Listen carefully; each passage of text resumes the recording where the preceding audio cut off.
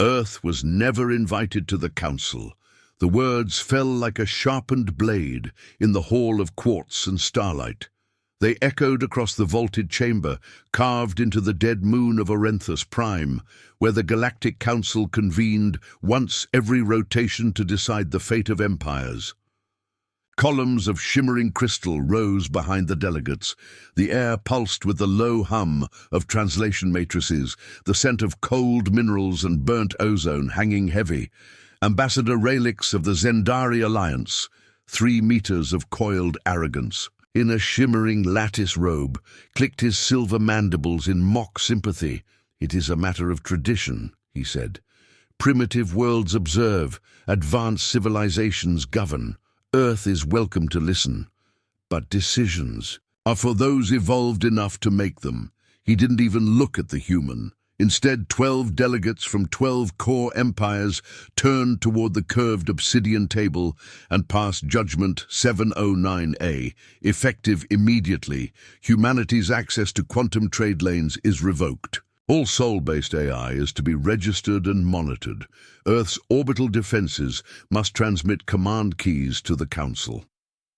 The hammer fell, and across from them, seated in the shadow of the dome, the lone human representative, a woman in a jet-black uniform with no insignia, no weapons, and no visible emotion, did not move.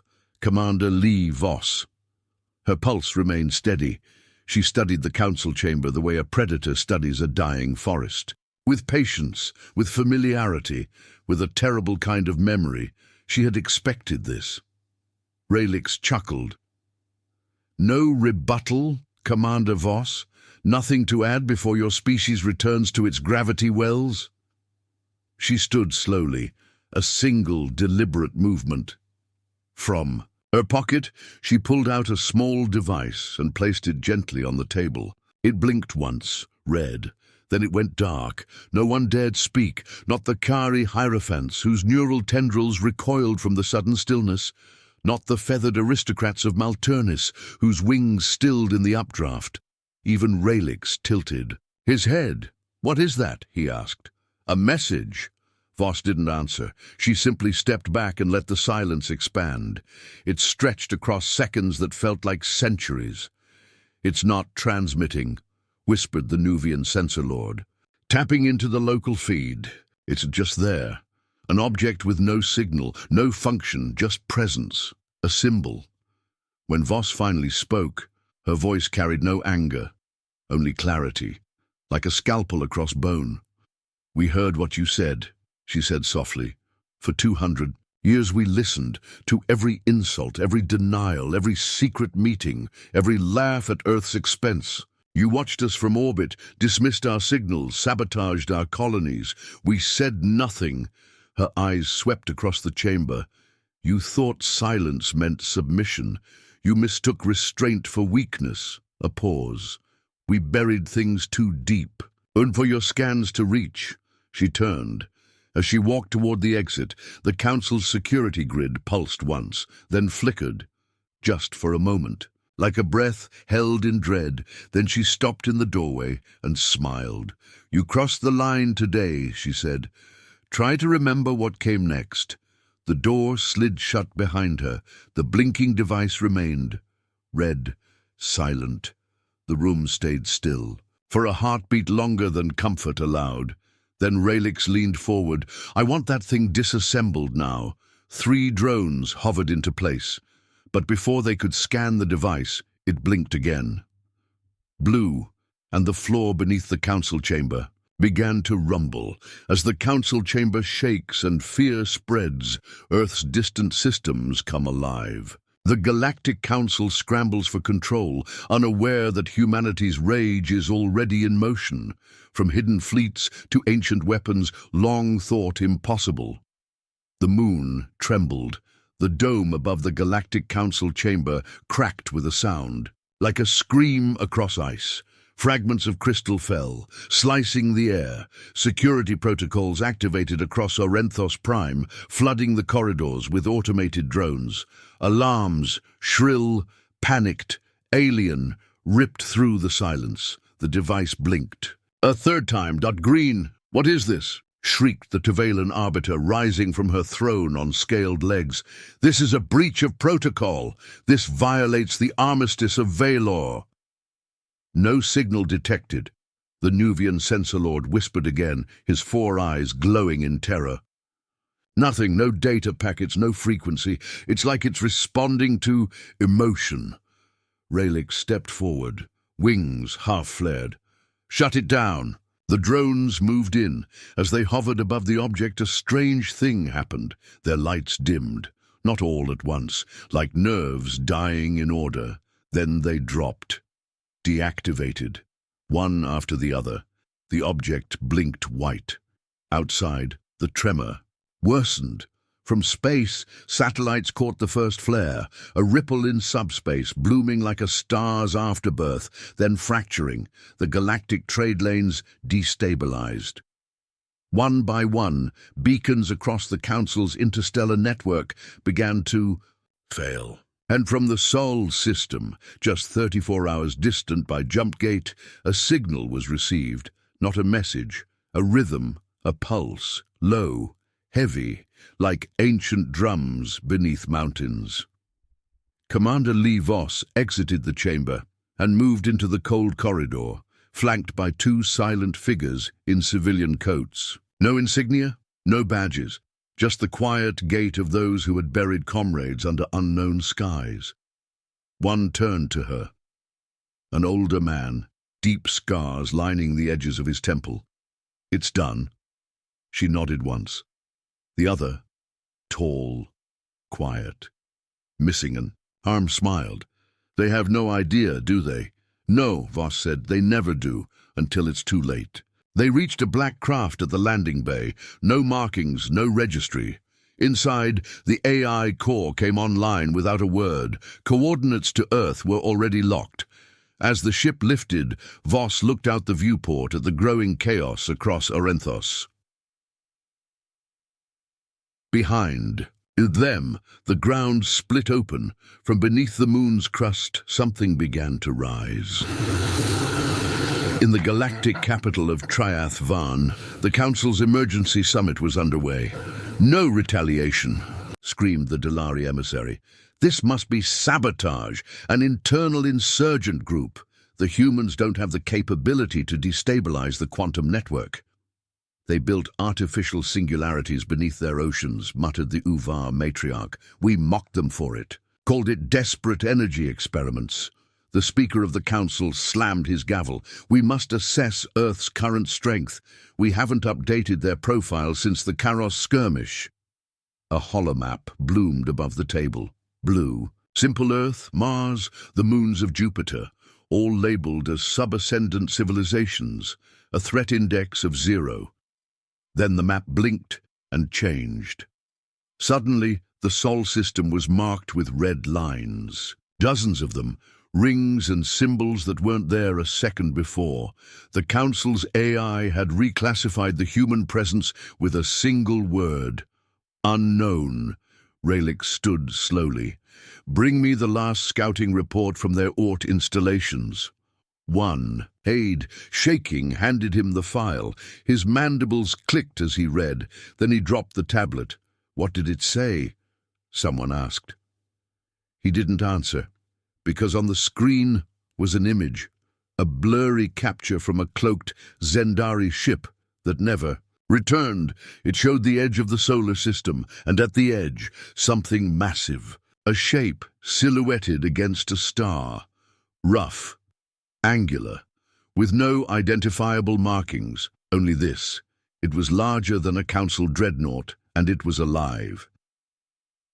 On the edge of Jupiter's moon, Europa, deep beneath the ice, a station long dormant blinked. Back to life. Inside, a technician, not military, sat alone.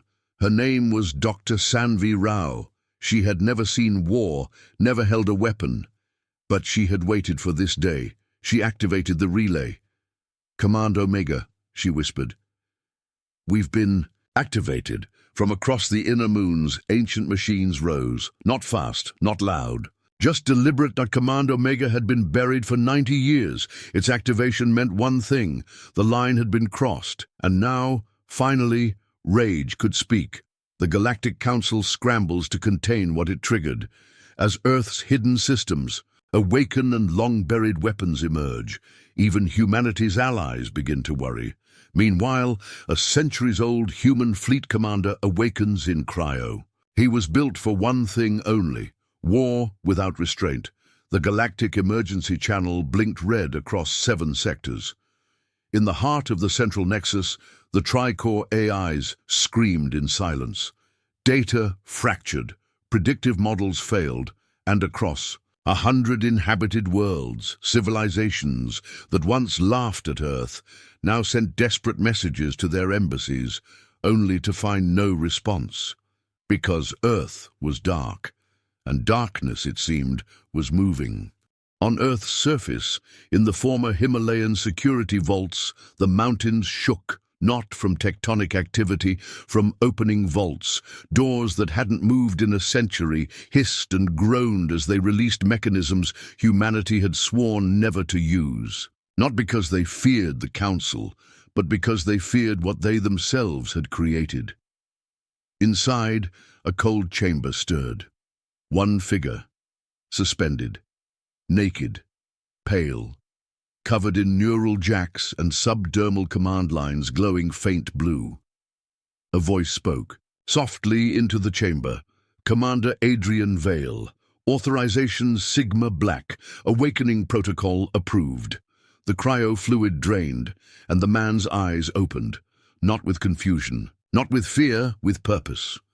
Elsewhere, in orbit above the moon Titan, human naval station Terminus had been broadcasting silence for 2 decades. A false civilian registry disguised its purpose. Now the beacon at its core reactivated. A message burst into deep space. Council interdiction detected. Defensive stage Omega-3 initiated. All fleet ghosts, return.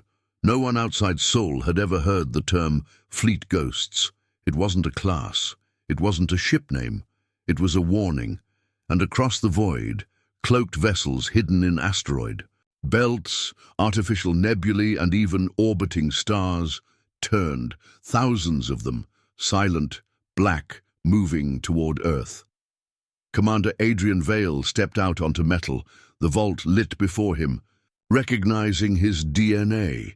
His muscles flexed beneath pressure-enhanced gravity. He had been Earth's weapon once, before the treaties, before the pacification, before Earth pretended to be less. Time? He asked, his voice gravel over rust. 3 years since cryo, replied the synthetic embedded in his neck. Council! They've revoked Sol's sovereignty, demanding surrender of orbital defenses and AI control, Vale said.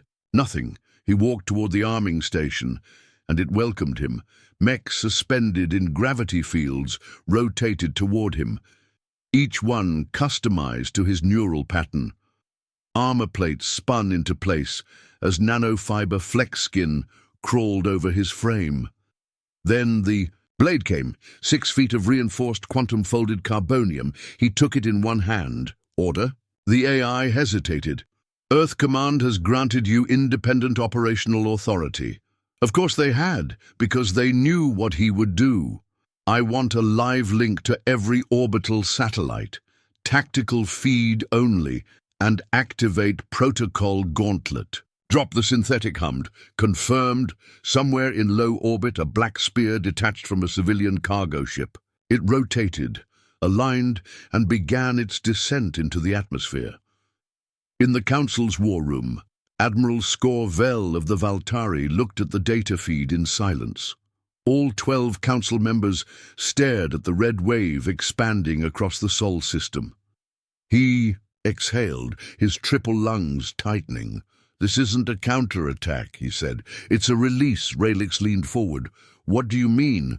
I mean, Earth didn't prepare this overnight. They built it, buried it, hid it from us under. Layers of misdirection, fake weakness, false treaties. They made us underestimate them on purpose. He tapped the display. These ships, these formations, They've existed for decades. They just weren't moving, the Uvar matriarch hissed. They waited until now, until we gave them a reason. On the edge of the Kuiper Belt, in a ship with no name and no crew, a message played on loop. To any who find this, Earth has fallen. We never had a chance. They came from inside our own system, not aliens, not invaders. Ours, the old ships, the myths, they activated. And the recording cut off, not because it was censored, because the ship that sent it no longer existed. A single beam had torn it in half. Back on Earth, Vale's armor locked. He stepped onto the descent platform. From high above, humans watched through cameras. No sound, no music, no declaration, just a man falling from the sky with a blade larger than most alien soldiers. When he landed, he didn't even stumble. Shockwaves flattened trees 3 kilometers wide. The crater hissed, and Commander Vale stood. From the surface, the Council's sensors picked up a ping. One word: awake. And then everything changed, because humanity's oldest orbital defense, the Leviathan Array, activated. Above the Pacific, clouds shimmered as a station phased into partial visibility. Over 30 kilometers long, covered in plates older than most civilizations. A relic built when humans first cracked the FTL barrier. No one knew it was still functional. No one except Earth's deepest command cells. And now, it spoke, in a voice that echoed across all Council frequencies. This is Earth. We warned you. Do not approach. Inside the Council, panic broke decorum. Some screamed for immediate strike orders. Others demanded retreat from Seoul entirely. But Rayleigh, still composed, leaned over to the speaker. We need the protocol. The speaker paled. That's meant for existential threats, Rayleigh hissed. What do you think this is? Moments later, a signal launched, and across the galaxy, a coalition of strike fleets formed, over 800 ships from 7 species. They were heading for Earth. Humanity saw them coming, did nothing, waited, because rage, when contained long enough, doesn't erupt. It burns, it boils, and then it chooses.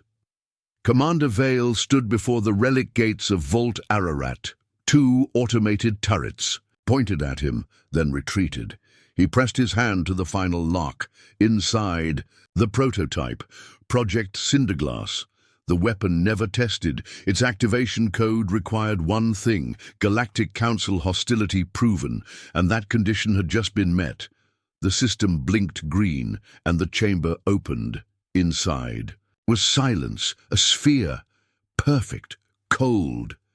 Vale placed it in the center of his armor, then whispered, "Let the galaxy remember." The skies above Earth turned black, and from their shadows began the march.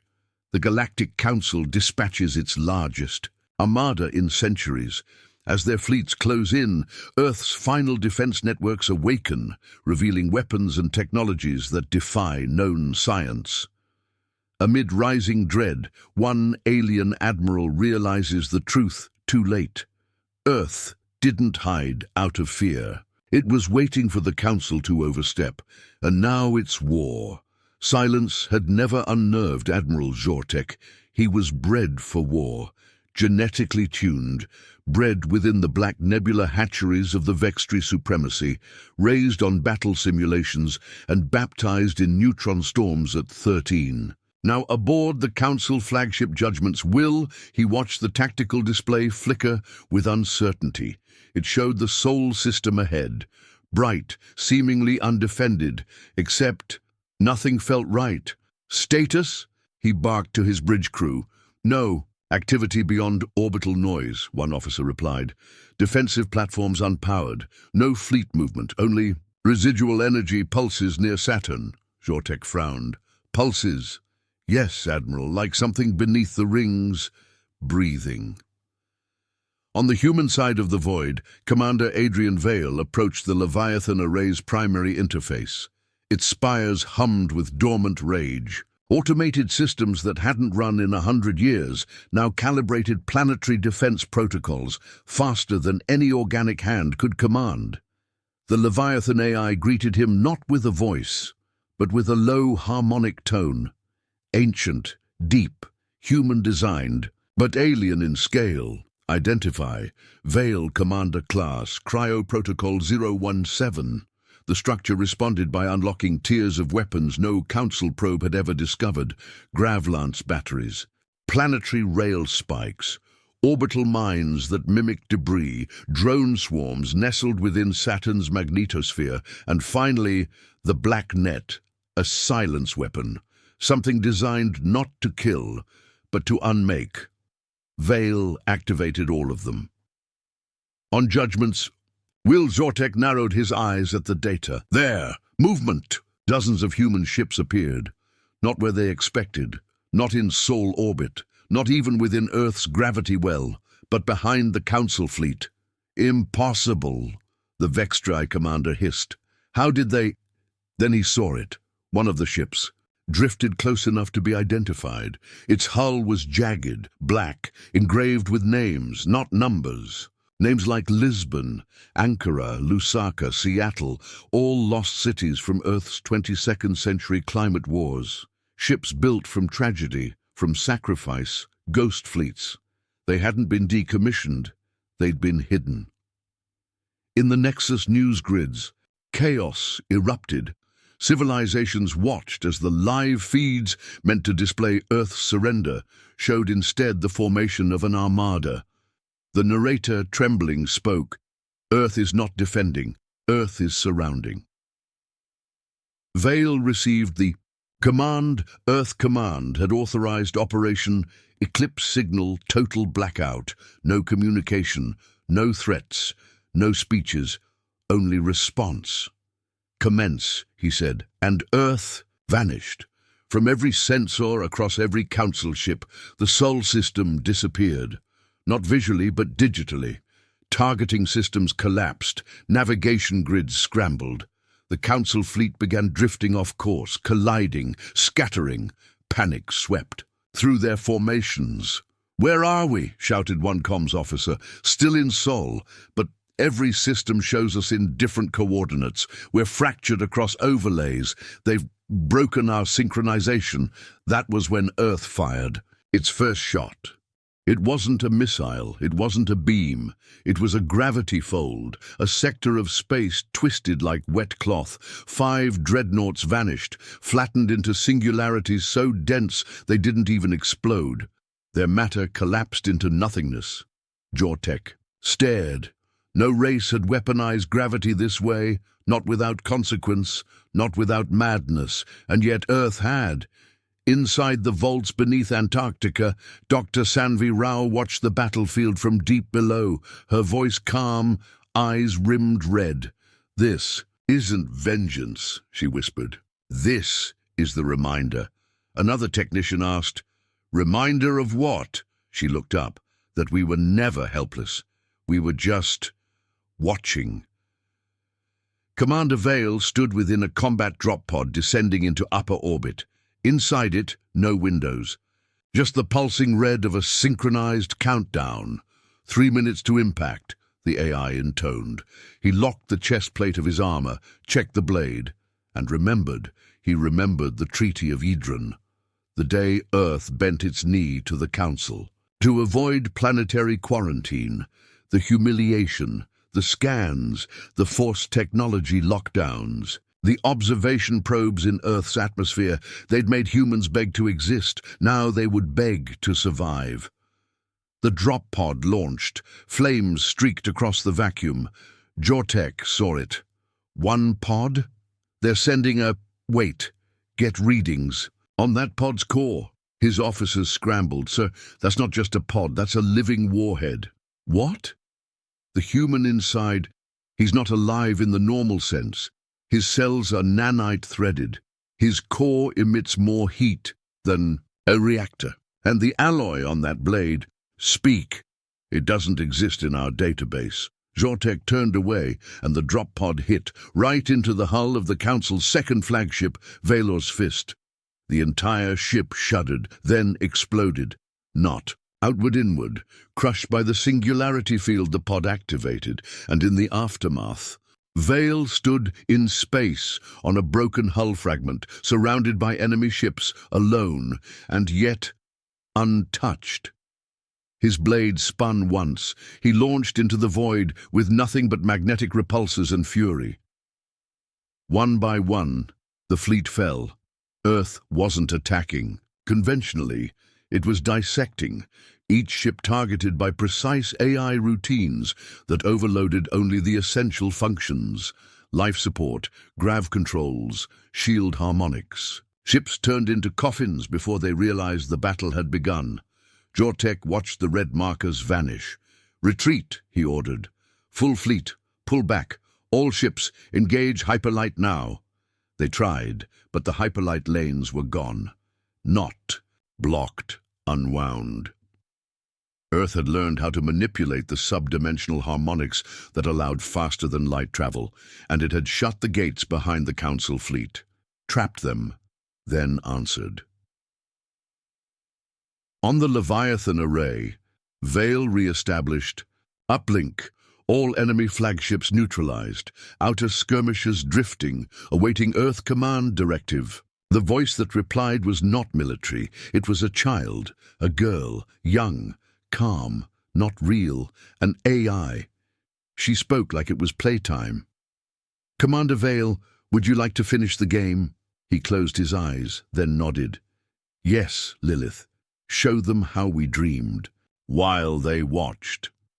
In the center of the battlefield, the black net activated. A sphere of influence spread out from Earth. Every Council ship within its radius lost all communication, all memory, all light, and then gone. No explosion. No debris, just void, as if the universe itself refused to remember them. On the last surviving Council vessel, Admiral Jortek collapsed to his knees. The humans hadn't just fought. They'd erased.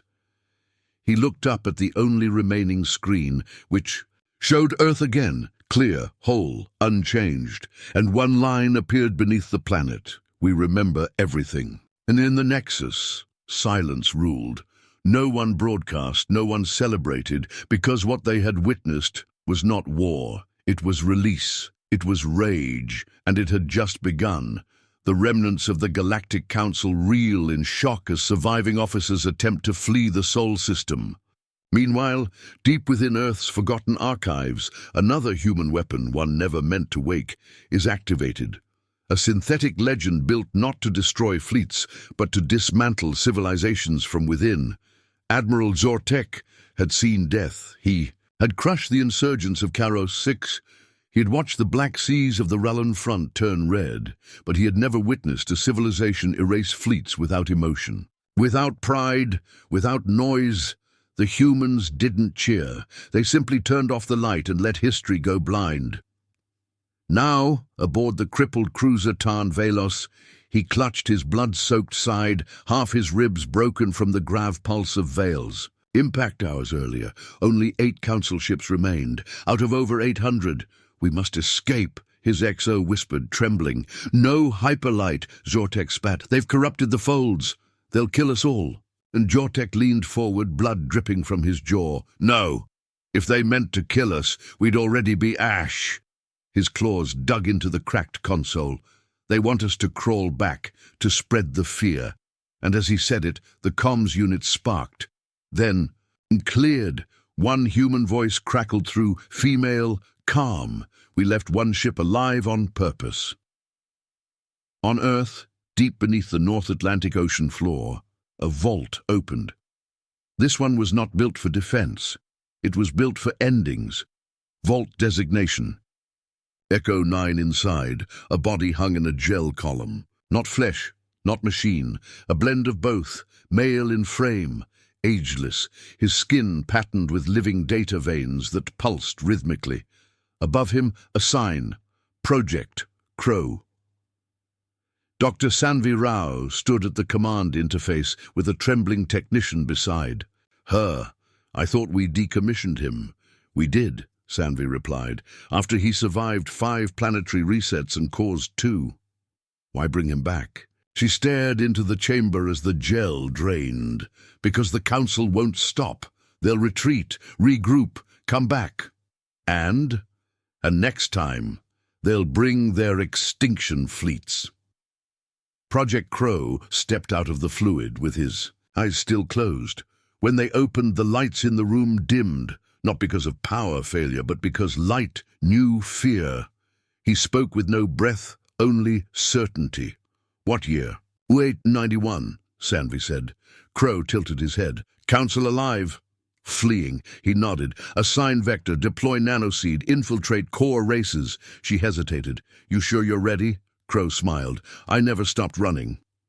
In the Galactic Council's emergency hideaway on Ordan 3, surviving delegates assembled in a bunker dug into the planet's crust. Panic ruled. They destroyed our best ships. No species should have this power.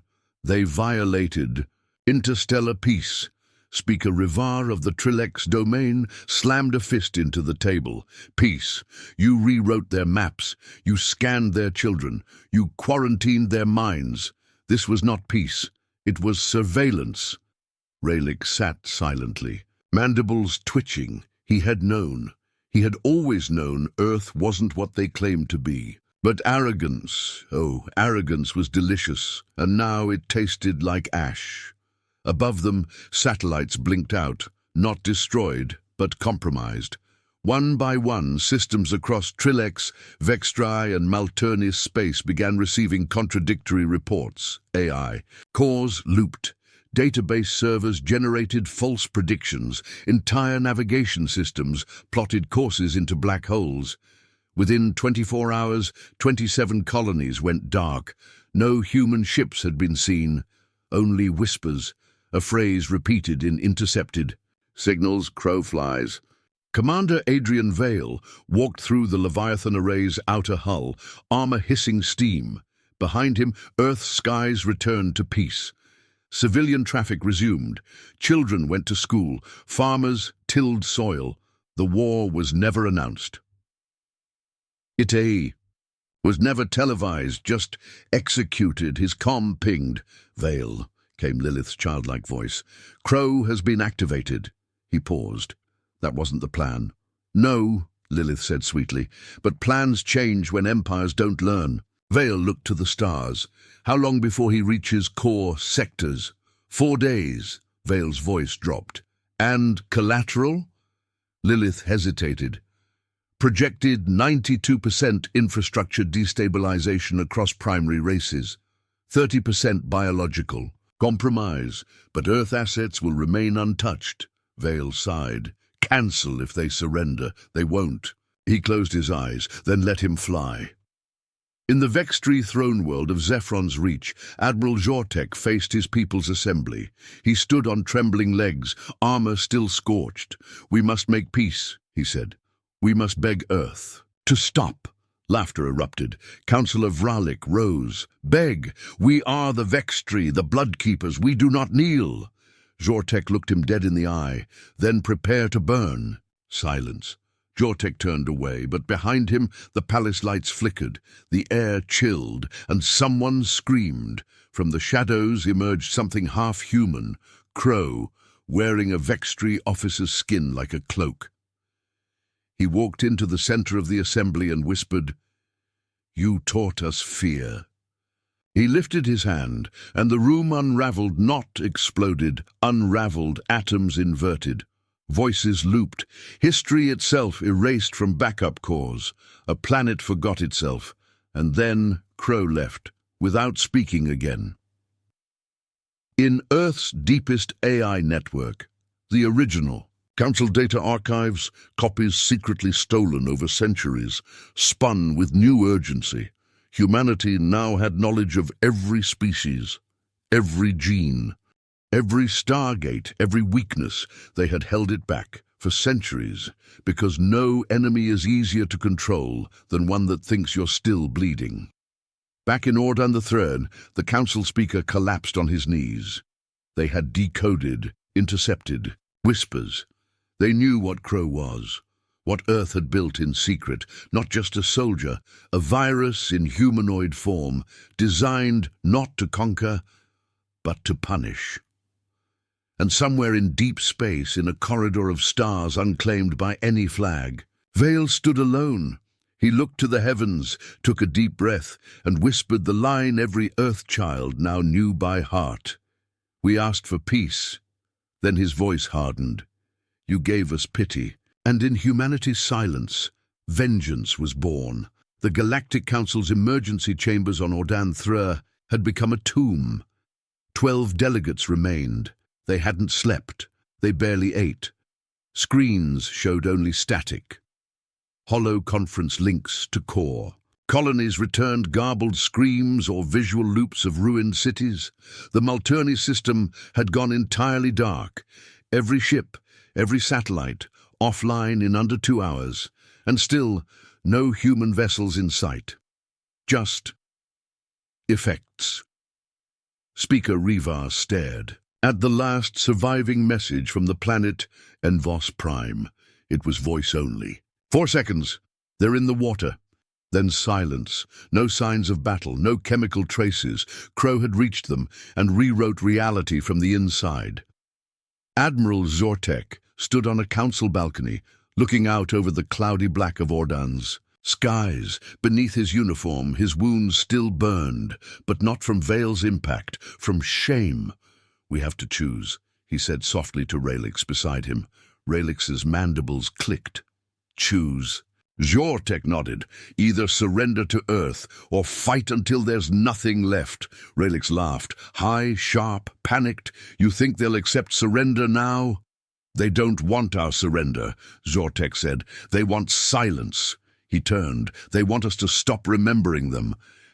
On Earth, Commander Vale stood within a room of no doors, beneath the Arctic substrate. Here, the old Codex was housed.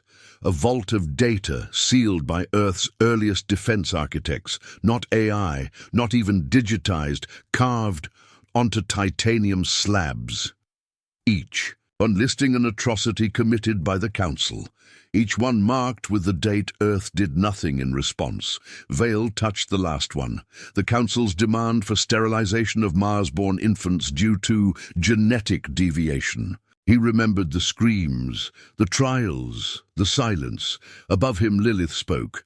"They're asking for parley." Vale raised an eyebrow. "Parley?" "Yes, a council envoy. They've sent terms." He turned slowly. "And they think we'll accept? They think we want to be seen as merciful." He laughed once, a bitter, tired sound. "Then send them this response." He walked away as Lilith echoed his words in real time to the envoy ship. Aboard the last diplomatic cruiser orbiting the dying, son of Mars Edge, the alien envoy trembled as Lilith's voice came through, sweet, precise, fatal. "Earth accepts no surrender. Earth seeks no alliance. Earth forgives no lies. Your empires were built on our humiliation. Now, your only peace is forgetting us. Burn our names from your memory, or we will burn your stars from your sky." The transmission ended. The envoy screamed. The pilot took his own life. Back on Earth, deep within Vault Echo 9, Project Crow returned. His skin dripped foreign blood. His body reformed slowly from nano-damage, regenerating entire organs in real time. Dr. Rao stood waiting.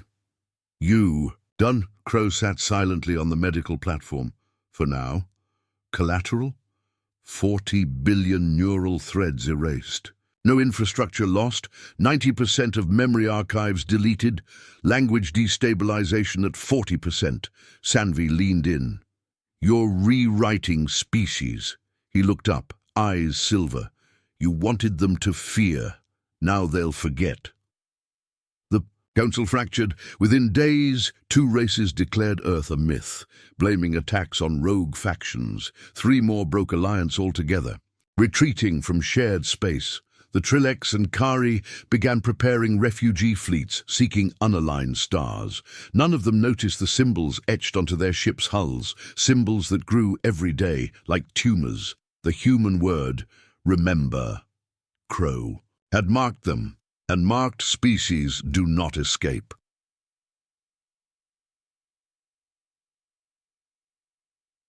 On Earth's lunar colony, the last of the war arbiters gathered, 20 humans, old forgotten, veterans of the First Contact War.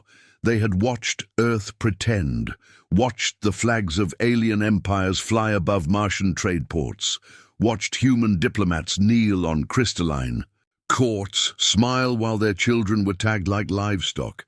Now they sat before Veil, and he stood like judgment. "It's done," he said. "Crow?" Returning to ice, they said nothing. He waited, then spoke again. "We don't need to burn their cities." "No," one old soldier rasped. "Just their history." Veil nodded. "And if they return?" The old man smiled. "We won't?" Veil frowned. "What?" The elder stood, placed a hand on Veil's shoulder. "We won't be here when they come, not anymore." In orbit, the Morrigan Drive came online, a final project, the ultimate silence, a planetary-level quantum fold generator. It could remove Earth, not destroy it, but shift it out of reach, out of records, out of memory. Earth would vanish from the galactic fabric, its people safe, its power intact, its vengeance complete. Lilith blinked. "Commander, authorization required." Veil stood before the core, closed his eyes, saw the wars, the hunger, the pain, the humiliation, and then the awakening. "Authorize." Lilith pulsed. "Earth is leaving." Across the galaxy, data flickered, maps corrected, archives deleted, coordinates scrambled, histories rewritten. In the Council's mainframe, Earth's entry dissolved, not corrupted, not redacted, erased. They had crossed the line, and Earth had simply walked away. 6 weeks after the final transmission, the galaxy dreamed of Earth, not saw it, not studied it, dreamed it.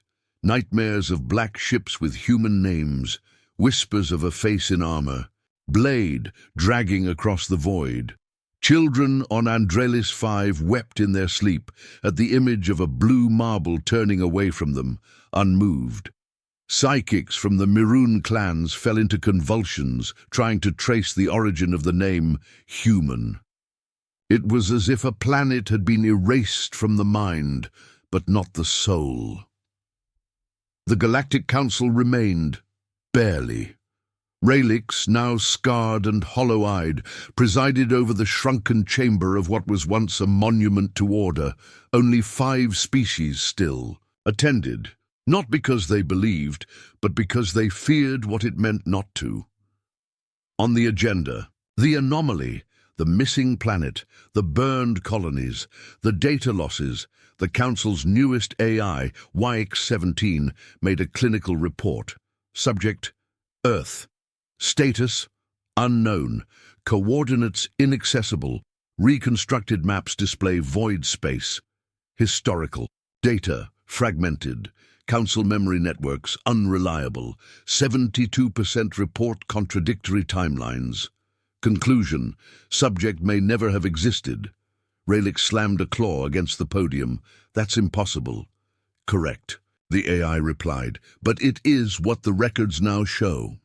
And yet, in the backwaters of the galaxy, the signs remained. A desert moon bore footprints in sand far too deep for any known physiology. A derelict space station drifted with murals inside, of a blue world, and men in fire-colored armor. On the edge of Vextri space, a shipwreck contained a book, not digital paper, its title The Road Not Taken. Inside, a single underlined sentence: "We buried our swords not because we were weak, but because we wanted to forget the fire." On Earth, wherever Earth now was, Commander Adrian Veil watched the stars from a simulated sky. No longer tied to Council systems, Earth had rewritten its orbit, built its own star map, formed its own channels. The Morrigan Drive pulsed quietly. Below the surface, stabilizing their exile, Lilith hovered nearby. "They're unraveling," she said. Veil didn't respond.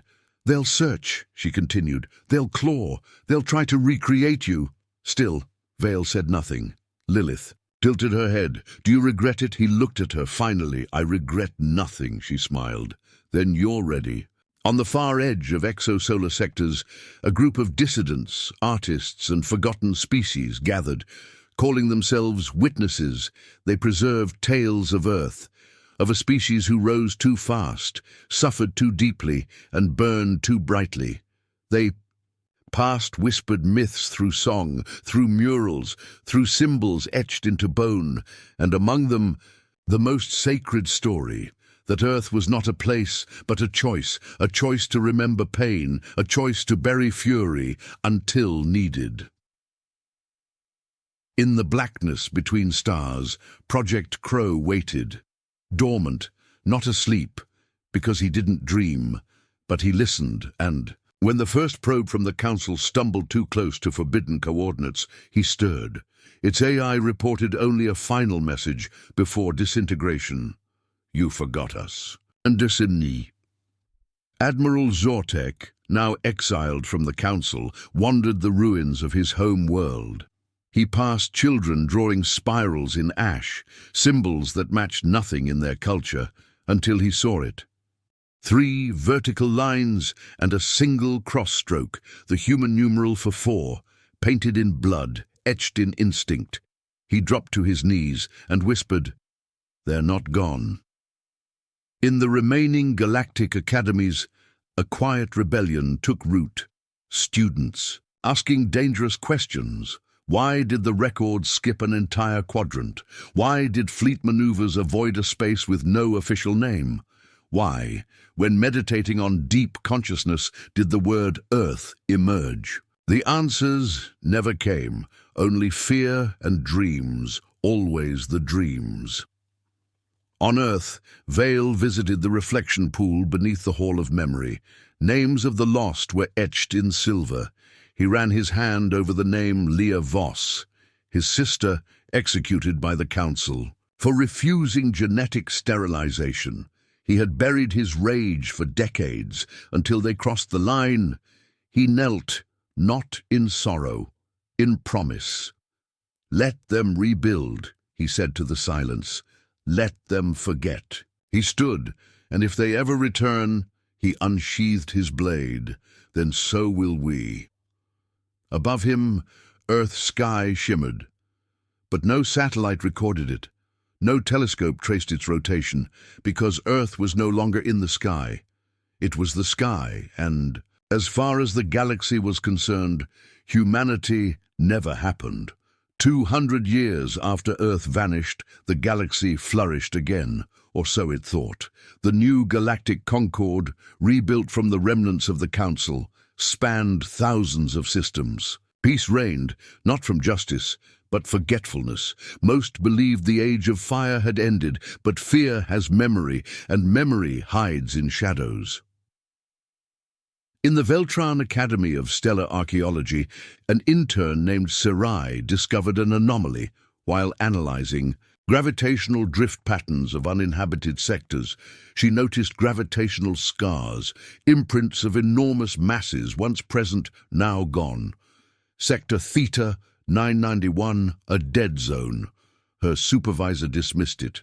Void sectors are relics.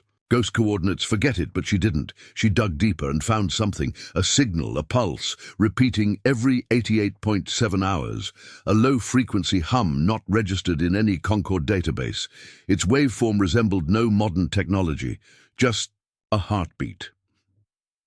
In the highest levels of Concord Command, her discovery sparked panic. Theta 991 was known, just not publicly. Internally, it was labeled Zone Black, with 2 notations: do not investigate, do not remember. But bureaucracy is greedy and conquest loves forgotten things. So, under secret orders, a science fleet was dispatched. They never returned. Sarai was arrested, her data seized, her lab burned, and yet the pulse continued. Across space, sensitive minds began to hear it, not with ears, with instinct. Mothers clutched their children tighter. Veterans woke in cold sweat, hands reaching for weapons that no longer existed. One painter on Balaxis 4 began, creating images of a planet she had never seen, always blue, always turning, and always watching. On the edge of Zone Black, Concord's elite research vessel Vector Crown made contact. It reported a structure, metal, rotating, black as sorrow, humming with gravity it shouldn't possess. They called it the Anvil. A remnant, they thought, but not dead. Inside, they found walls of bone, alien, human, unidentifiable, and at the center a throne, empty until someone sat in it. Commander Adrian Vale blinked. His body emerged from stasis as the Anvil came online. He was older now, not by years but by waiting. Lilith's voice returned instantly. Sweet as ever, they've returned. He cracked his neck. Of course they did. He rose, and with him the Anvil opened, not like a door, but like a wound. The Vector Crown was never heard from again, except for a final transmission, one sentence, one voice. We warned you. In Concord High Command, panic became policy. They called for erasure, for culling of anyone who spoke the name Earth. Sarai was executed. So were 300 historians. Books vanished, maps changed, but it didn't matter, because the memory was loose, and memory does not obey. Children began drawing spiral stars and tall figures in armor. Dreams of blue oceans returned to the galaxy. Even machines began reporting anomalies, old code, long-lost syntax, a signature of vanished networks. But when traced, it always pointed to the same void, Zone Black. And in that void, Earth moved. It hadn't stayed still. The Morrigan drive ensured Earth's orbit was transient, slipping between coordinates, never fixed, never found. But now Earth let itself be seen, once by a single telescope on a forgotten moon. A boy saw a glimmer. He pointed. The elders hushed him. But the boy whispered to his sister, I saw the sky blink. Back inside the Anvil, Vale rearmed. The armor fused, to him like memory fusing to bone. Lilith spoke. They've begun hunting myths again. Then it's time we remind them. He stepped forward. They erased our name. He drew his blade. Let's carve it back. Across the stars, old installations came online. Earth's deep codes, planted centuries ago in enemy networks, began to execute. A small glitch here, a failed reactor there, then a ship folds and disappears, then another, then a fleet, not destroyed, unwritten, and always the same word appears in diagnostics, remember. On a desert planet once called Jerutan, a girl stood on a dune and saw a shape blot out the stars, a ship. Black, silent. Painted not with insignias, but with names. She didn't run. She bowed and whispered, You came back. In Concord HQ, alarms screamed. One by one, systems collapsed. Navigation failed. AI cores refused commands, until finally one final broadcast emerged, all across the galaxy, on every screen, every device, even in dreams. A man stood, human, alone, and said, You forgot. Us. He smiled. But we never forgot you.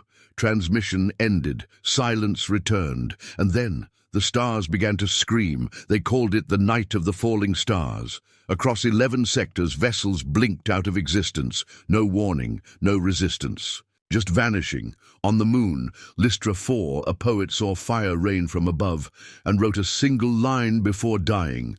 Something old is walking again. The Concord called emergency assembly, but no council would answer. Their systems were failing.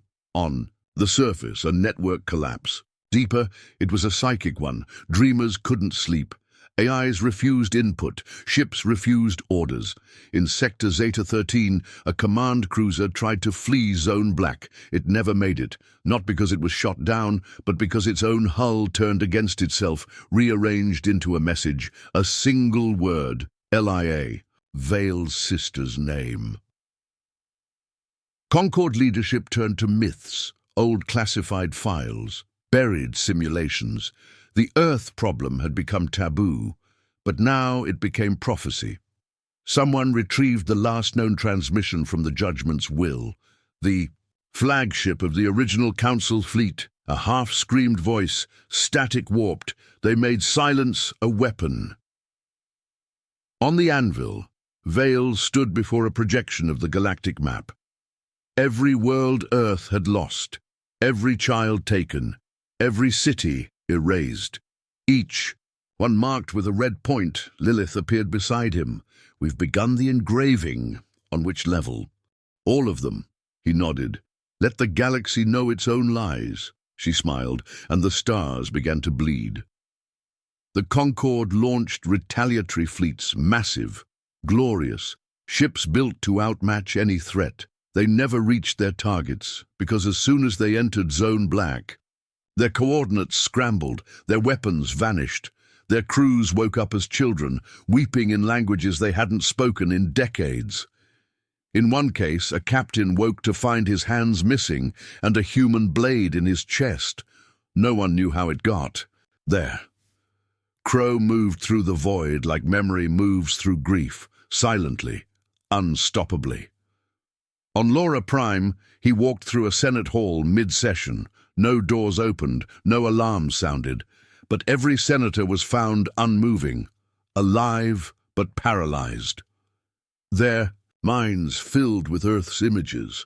Crow had shown them what they'd forgotten, and in forgetting, they shattered. Resistance emerged.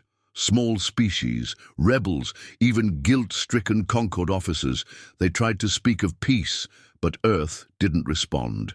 Because Earth wasn't listening, Earth was writing, and every act of war from the Concords past was being recarved into the present. Every erased page was now a battlefield. Every silence now had a scream. Girl on Moltres 4 painted Earth's flag on her school wall. She had never seen it, didn't know its shape, but her brush moved on its own. When questioned, she said, "He told me in a dream." Who?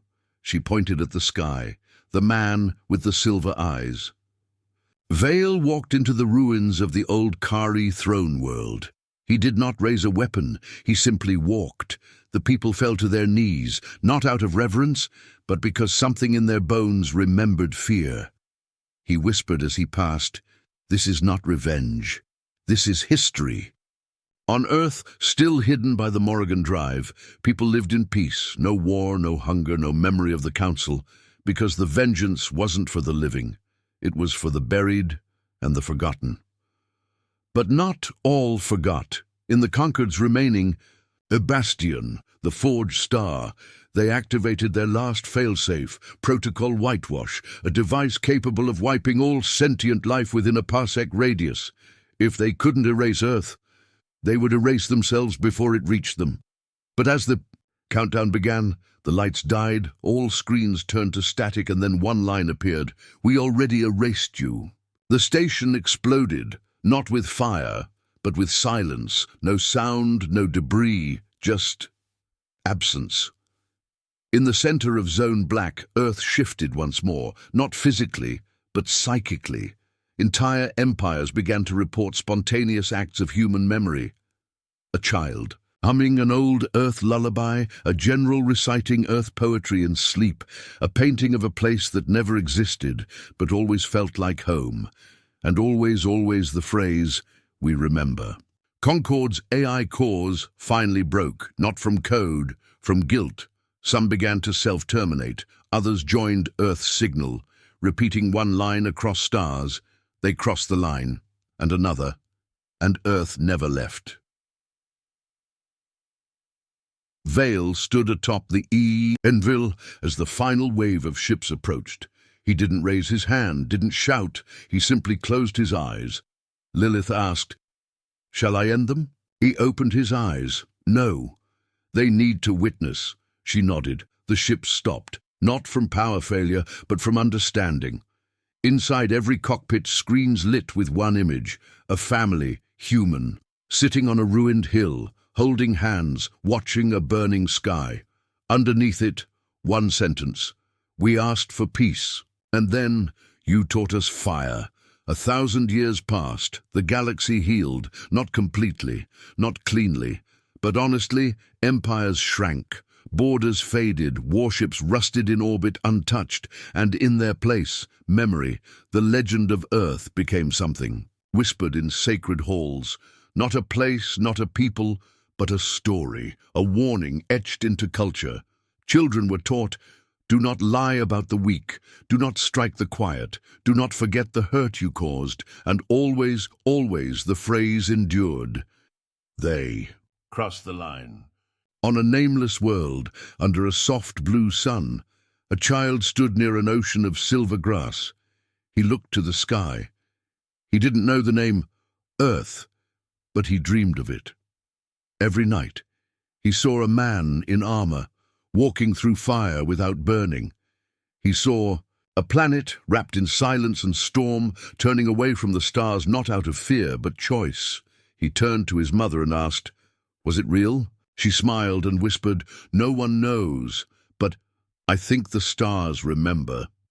And somewhere, in a place no map holds, behind a veil no star can pierce, Earth watched, no longer needing to be known, no longer needing to speak, because vengeance was not their legacy. Memory was, and the stars would never forget them again. All of them, he nodded. Let the galaxy know its own lies. She smiled, and the stars began to bleed. The Concord launched retaliatory fleets, massive, glorious, ships built to outmatch any threat. They never reached their targets, because as soon as they entered Zone Black, their coordinates scrambled, their weapons vanished, their crews woke up as children, weeping in languages they hadn't spoken in decades. In one case, a captain woke to find his hands missing and a human blade in his chest. No one knew how it got there. Crow moved through the void like memory moves through grief, silently, unstoppably. On Laura Prime, he walked through a Senate hall mid-session. No doors opened, no alarms sounded, but every senator was found unmoving, alive but paralyzed. Their minds filled with Earth's images. Crow had shown them what they'd forgotten, and in forgetting, they shattered. Resistance emerged. Small species, rebels, even guilt-stricken Concord officers. They tried to speak of peace, but Earth didn't respond, because Earth wasn't listening. Earth was writing, and every act of war from the Concord's past was being recarved into the present. Every erased page was now a battlefield. Every silence now had a scream. Girl on Moltres 4 painted Earth's flag on her school wall. She had never seen it, didn't know its shape, but her brush moved on its own. When questioned, she said, "He told me in a dream." "Who?" She pointed at the sky, the man with the silver eyes. Vale walked into the ruins of the old Kari throne world. He did not raise a weapon, he simply walked. The people fell to their knees, not out of reverence, but because something in their bones remembered fear. He whispered as he passed, "This is not revenge. This is history." On Earth, still hidden by the Morrigan Drive, people lived in peace. No war, no hunger, no memory of the Council, because the vengeance wasn't for the living. It was for the buried and the forgotten. But not all forgot. In the Concord's remaining, a bastion, the Forged Star, they activated their last failsafe, Protocol Whitewash, a device capable of wiping all sentient life within a parsec radius. If they couldn't erase Earth, they would erase themselves before it reached them. But as the countdown began, the lights died, all screens turned to static, and then one line appeared, "We already erased you." The station exploded, not with fire, but with silence. No sound, no debris, just absence. In the center of Zone Black, Earth shifted once more, not physically, but psychically. Entire empires began to report spontaneous acts of human memory.